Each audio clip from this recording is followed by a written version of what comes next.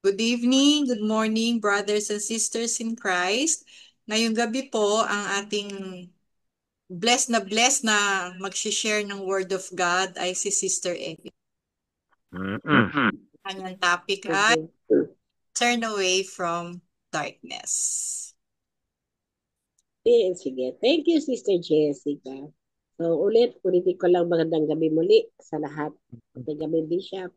Kaya Opo. ng pag-uusapan natin ngayon ay turn away from darkness. Pag Mm. sinabi ho natin ito medyo malaki, no? Parang malaki ang scope. Ano bang darkness ang kailang ang ating itinutukoy o ano bang darkness ang gusto nating ipaalam sa ating mga nakikinig. Bisahan ko muna basahin ko na lang yung sinasabing ang turning away from darkness to light. This is a metaphor used in religion and spiritual context, signifying a transgression from ignorance, sin, or evil, or knowledge to turn natin to knowledge and righteousness and goodness. So, gusto ko lang sana malaman sa pagsisimula.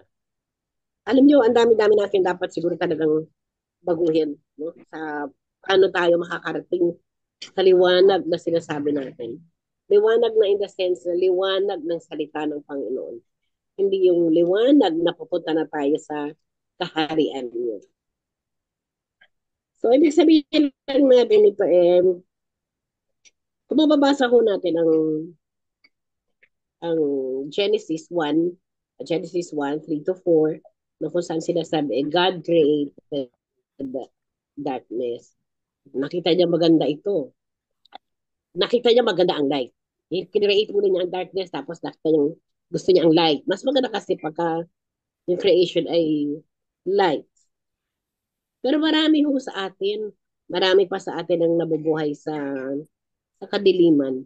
Kahit sabihin ho natin tayo ay Kristiyano na, kahit sabihin natin tayo ay Katoliko, nabubuhay pa rin tayo sa kadiliman. Bakit? Siguro kasi nabubuhay pa tayo eh. So, ibig sabihin lang po, kahit na tayo ay nagkakasala, ano ba ang pagkakasala? Hindi na nga yun, tayo nabubuhay pa sa kadiliman, hindi naman ho siguro may iwasan yan. Hindi may iwasan yan. Siguro kung naipapaliwanag pa ni Bishop lalo yan mamaya, hindi ho natin maiwasan na magkasala kung talagang susundin natin ang Panginoon, ang utos ng Panginoon, di ba? Sabi nga nila tumingin ka lang ng masama, nagkasala ka na.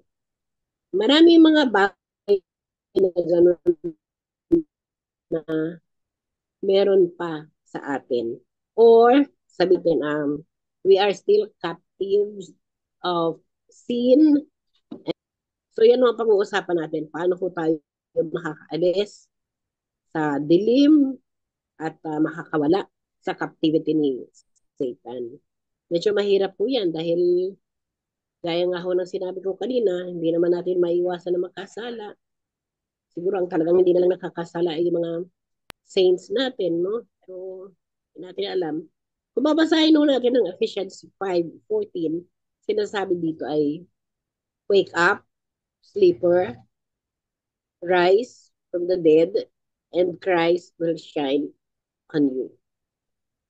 So yun ang pag-uusapan natin. Sabihin natin tayo ngayon nasa dilim.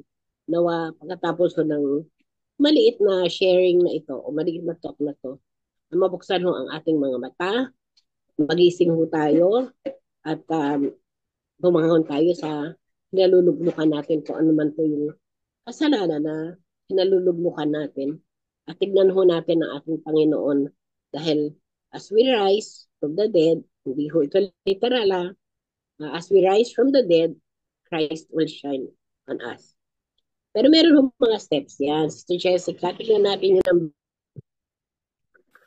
how to separate from darkness to light. Number 1. Meron ka ba, sis? Basahin ko na lang. Ayan. Hindi pero yung how to separate from darkness to sin. Ang number one ay we should separate from darkness to light. The first, yan ang first recorded word of God sa Genesis 1, 3 to 4 nga po, no? Sabi na, let there be light, and there was light. Ibig sabihin, namubuhay ho tayo sa kaliwanagan. Inalis niya ang kadiliman sa atin para tayo ibabuhay sa liwanag. Pero paano nga? Paano? Yun ang tanong natin. Paano? So medyo mahirap po yan eh. Mahirap, lalo na kung sabi nga hanggat nandito tayo sa mundo, hanggat nabubuhay tayo dito sa mundo, mahirap po gawin. Mahirap makabanal. Mahirap magpakasanto. Mahirap magpakabait. Dahil araw-araw nga ang dapat natin i-separate. Usapan natin ngayong gabi kung anong dapat natin i-separate from darkness para makita ko na ng liwanag. Number one, our own yun hanggat maaari eh. Well, ako'y natutuwa, no? Through Bishop Joseph, Bishop Joe, si Bishop George, Bishop Lito, tayo mga magkakapatiran dito.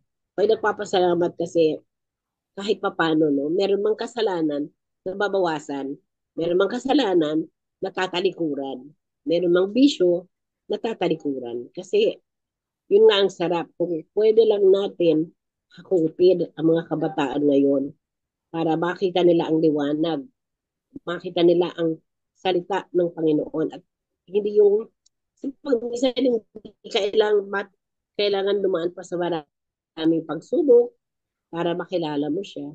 Bakit kailangan dumaan pa sa maraming duda para paniwalaan mo ang sinasabi.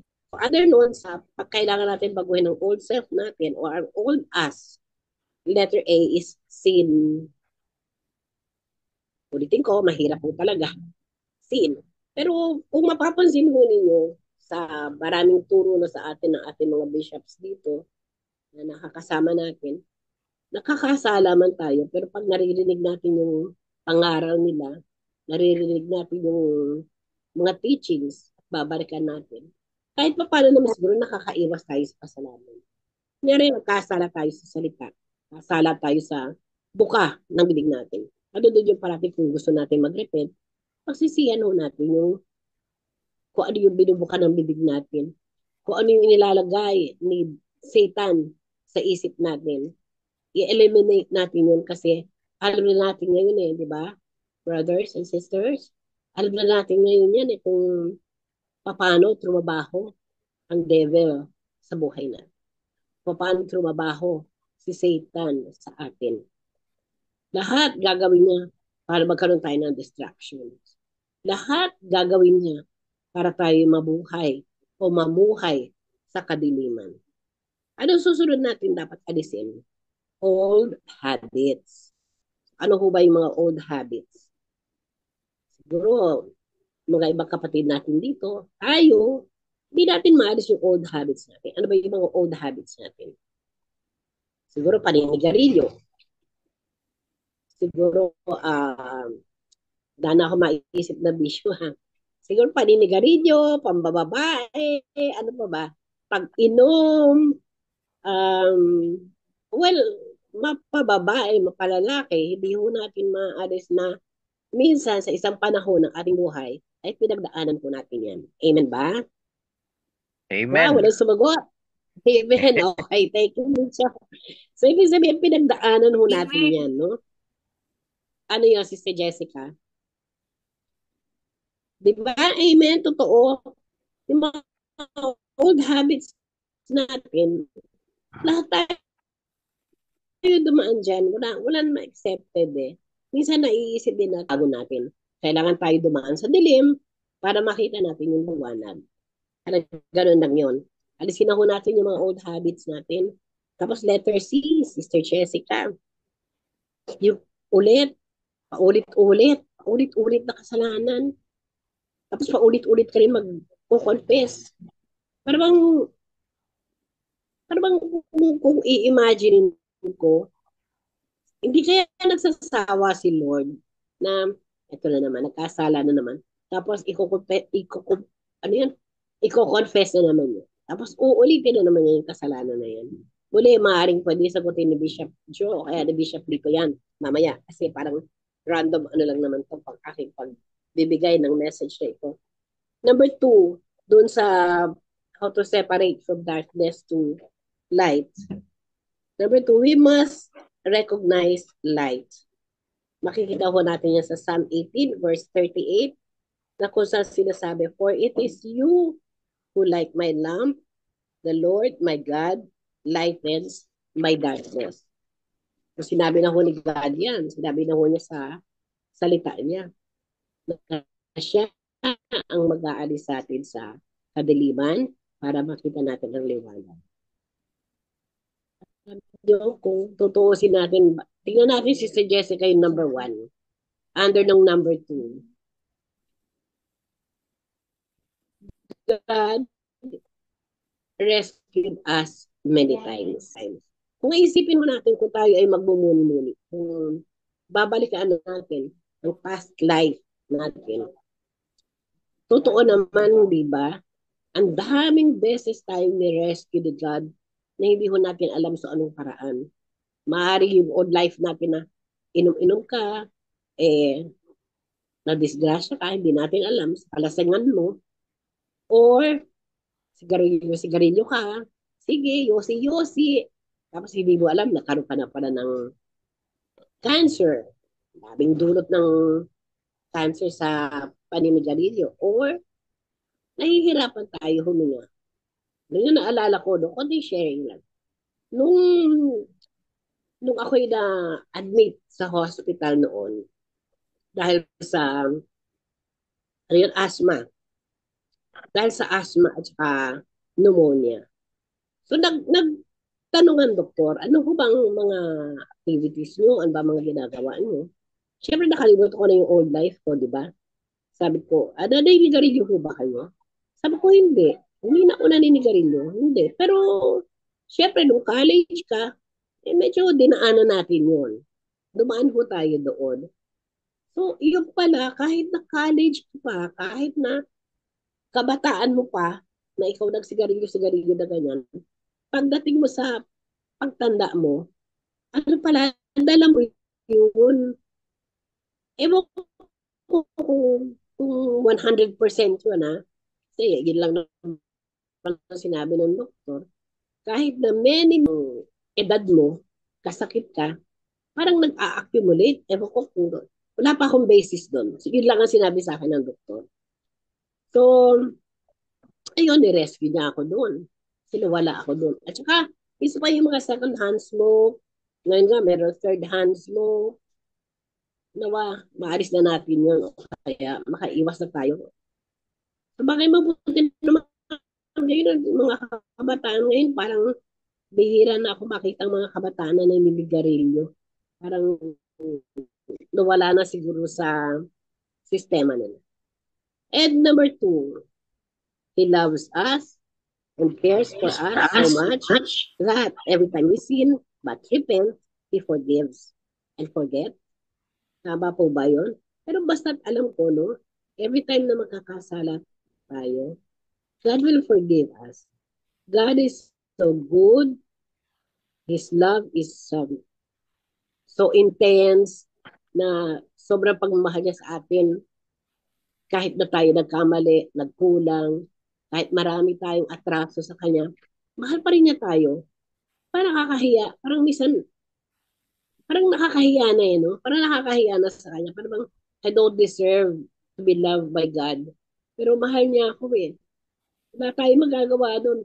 Kahit na tayo na siguro yung pinakamaduming tao o pinakamadungis na tao, mahal niya tayo eh. Ganun. Naiiyak ko. Ganun yung pagmamahal niya. So wag ho tayo matakot ano man mga pinagdaanan natin in the past. Mahal ho niya tayo and I'm sure na 100% yun. Pinatawad na po niya tayo. Basta parati ho tayong magsisisi, magkumpisal, Pero katapos naman nun tuwasan naman natin. Tuwasan natin yung mga repeated sins na yan. So number 3, si Jessica yan, we need to walk in the light. Nandun yan sa Psalm 56, verse 13, for you have delivered me from death and my feet from stumbling, that I may walk before God to light my life. So, para bang maganda yung ano na yun na basahin na lang ko ninyo kung meron kayong type, babasa ninyo mamaya. Sa pagmamahal ni God sa atin, gagabayan niya tayo kahit madilim. Nadidiliman tayo, gagabayan niya tayo. Paano? Letter A, God's voice. So kung tayo ay sensitive na sa ating Panginoon, naririnig na natin yung boses niya. Hindi naman yung parang sinabi natin naririnig. Merong way yan, di ba? Merong paraan si Lord, merong paraan si God kung paano natin maririnig yung boses niya. Hindi lang ho natin alam, pero kayo, ako, alam ko kung naririnig ko yung kanyang boses. Letter B, God's message. Paano ba natin naririnig ang message ni God? Siguro kung nagbabasa ho tayo ng Bible, ay na sinabi ni Bishop noon, kahit 15 minutes, na iuukol ho natin sa pagbabasa ng Biblia, matututo ho tayo sa kung anong gusto ni Lord mangyari sa atin. Maganda, no ba? Kasi yun yung kanyang way kung paano tayo makakausap. Bukod sa God's voice, merong God's message. Minsan nga sa kapwa tao natin, nagbibigay siya ng message. So, ikaw na lang, pakiramdaman mo kung nangungusap na si Lord sa akin. Kunting sharing lang, no? Naalala ko eto na, alam na naman ng lahat ito, alam. Sabi ko, nung umayos yung buhay ng asawa ko, bumalik. So, sabi ko, 4 years. 4 years siyang nanatili pa sa aming pagsasama bilang mag-asawa sa isang bubong. Kasi matagal siyang wala, di ba? Pero nung after 4 years, nakasakit siya, nagkaroon ng stroke, na-disabled, bumalik, tinanggap ko, naging maayos siya. Yun pala yung nakita kong way na tinanggap ko siya kasi nag-guide ko siya sa spiritual life niya. Tutuwa ako, mauna pa yan magtawag sa akin. Alam, di pa ba tayo mag-rosary? Tigil mo na yung teleserye mo, mag-rosary na tayo gabi na mga gano'n, no? Kaya nagkaroon ako ng katanungan kay God. God, bakit kunin niyo kinuha kagad sa akin? 4 na taon lang eh. Dapat sana dinagdagan niyo. Ito yung message niya. Kasi, ang message niya, nag-uusap kay Father Jesse.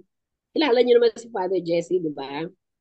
Ang message niya, nag-uusap kay Father Jesse. Alam mo, Emily, kaya kinuha na ni Lord yan kasi pag gumaling yan, baka magkasakit ulit yan. Kasi aalis ulit ng bahay yan. Kaya hayaan mo na, pag kinuha na, huwag mo nang bawiin. Ando na yun. Kinuha na ni Lord yun, nasa kaharian na niya yan. Kasi pagka lumampas pa ng 4 na taon, muli ang pagsasama ninyo, gawa ng paglalagalag niya, baka mas masama pa ang mangyari. Baka hindi lang isa, dalawa, 3 babae, mas marami pa yung ibahay. Hayaan mo na lang kung kinuha na niya. Sorry, nagkakaroon ako ng public confession. Anyway, di naman tago kay Sister Jessica at kay Bishop.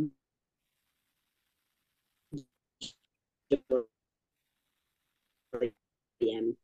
Yun lang. Letter C, God's signs. Paano ho ba ang mga signs na pinapakita ni Lord na siya ay nangungusap sa atin? Ano ho ang mga signs? No, natanong na natin, diba? Sabi ko rin kay Bishop, yung pagka bumabiyahe ka, nakita mo yung mga billboards, isa tumitingin ako dun eh. Yung commercial ba ng, sabi yung, just do it. Meron ako iniisip, dada kaya ako ng Quiapo, magsisimba kaya ako, uuwi na ako, Tapos mababasa ko, just do it. Uy, thank you, Lord. Sige, magsisimba muna. Sa maliliit na bagay, pero para sa akin malaki. Kasi nararamdaman ko na kasama ko siya parating ngayon. Nararamdaman ko na nangungusap siya parati sa akin ngayon. Number 4, Sister Jessica. He is still present when we are, he is still present when we're going through hard times. Makita ko natin dito kasi nakita ko kay Mika 7:8. When I sit in darkness, the Lord will be a light to me. Para bang sarap pakinggan, ano? So, huwag tayo matakot. Kasi kahit na dilim yung nilalakaran natin, kasama pala natin siya. Always remember, di ba? Siya nag-create ng darkness. Siya rin nag-create ng light. Kung lumalakad ba tayo sa kadiliman, kita pa rin niya tayo. Ano man ang pinagdadaanan niya, ang pinagdadaanan natin, kita pa rin niya tayo. So, pero, ito yung tanong niya. Pero pag dumating, yung sabi ko, Sister Jessica, di ko malaman kung paano slide ang gagawin natin. Pero pag dumating, no, we know that He is always with us. Pero pag dumating ang A, trials, dumating ang B, doubts, sabay-sabay na natin, Sister Jessica. A, B, and C, trials, doubts, lack of prayers. Kapag dumating mo yan, talagang ang hirap. Hindi natin alam, sisisihin pa natin pang minsan si Lord, di ba? Pero ngayon, hindi na po. Hindi ko na po ginagawa yan. Pero di ba, yung may pagsubok ka, nagdududa ka, in sickness, tinatanong mo siya eh. Nagkukulang ka sa prayers, tinatanong mo siya eh. Lord, andyan ka ba? Lord, kasama ba kita? Bakit ako dumadaan dito? Bakit ako nahihirapan? Bakit pinagdadaanan ko to? Then we ask Lord always, di ba? Lord, asan ka? Asan ka? Bakit nung dumadaan ako sa pagsubok, parang hindi kita makita, parang hindi kita maramdaman, parang hindi ko nararamdaman ang presence mo. Ayoko nang pahabain. Punta na tayo sa number 5 kasi naluluha ako eh. So sa number 5, God is bigger than our darkness. God is bigger than any darkness. Hindi ko na po nasulat, verse 12 yun. Pero alam mo natin na siya ang omniscience, omnipresent, siya ang lahat, siya ang liwanag. Kahit ano man ang pinagdadaanan natin, parati siya nandyan. Huwag ho tayo matakot. Yun nga yung sinasabi natin, no? So, because God is light, do not fear. Do not be afraid. Kasi, He will see you through. Or He will see us through. So, with that, okay, Bishop dito. Sister Jessica, okay na ako. Salamat. God bless us all.